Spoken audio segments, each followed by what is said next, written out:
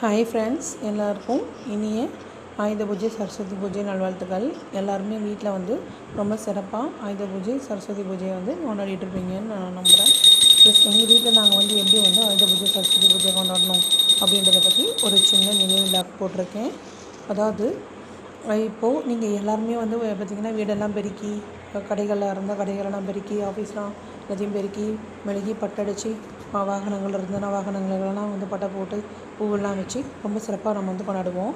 அதே மாதிரி நாங்களும் என்ன பண்ணோம்னா வீடெல்லாம் பெருக்கி வலிச்சு தொடச்சி பட்டை போட்டு எல்லாத்தையும் க்ளீனாக வச்சுட்டு, ப்ளஸ் நம்ம படிக்கிற பாட புத்தகங்கள், ப்ளஸ் நம்ம வீட்டில் இருக்கக்கூடிய நம்ம அன்றாடம் பயன்படுத்தக்கூடிய சில இரும்பு பொருட்கள், ப்ளஸ் நமக்கு தினமுமே ஹெல்ப் பண்ணக்கூடிய மற்ற எல்லா பொருட்களையும் வச்சு நம்ம வந்து பார்த்திங்கன்னா ஒரு சின்னதாக ஒரு பூஜை போட்டோம். ப்ளஸ் வந்து பார்த்திங்க அப்படின்னாக்கா, இந்த பூஜையில் வந்து முக்கியமாக ஒரு விஷயத்தை நான் சொல்லி ஆகணும். அது என்ன அப்படின்னு சொல்லி கேட்டிங்கனாக்கா, அதாவது தசரா அப்படின்னாவே மிக முக்கியமாக நம்ம எங்கே அதிகமாக கொண்டாடுவாங்கன்னா மைசூர் தான். மைசூருக்கு அடுத்தபடியாக எங்கே வந்து அதிகமாக கொண்டாடப்படுது அப்படின்னு சொல்லி பார்த்திங்கன்னா நம்ம குலசேகரம் பட்டணத்தில் தான். அந்த குலசேகரன் பட்டணத்தில் வாங்கின இந்த ஃபோட்டோ தான், இந்த தசரா விழாவில் வாங்கின ஒரு ஃபோட்டோவை வச்சு நம்ம இன்றைக்கி வந்து பார்த்திங்க அப்படின்னாக்கா எங்கள் வீட்டில் நாங்கள் ஆயுத பூஜை சிறப்பாக கொண்டாடினோம். நீங்கள் எப்படி கொண்டாடிங்கன்றது மறக்காமல் எனக்கு கமெண்ட் சொல்லுங்கள். தேங்க்ஸ் ஃபார் வாட்சிங் த வீடியோ. பாய்.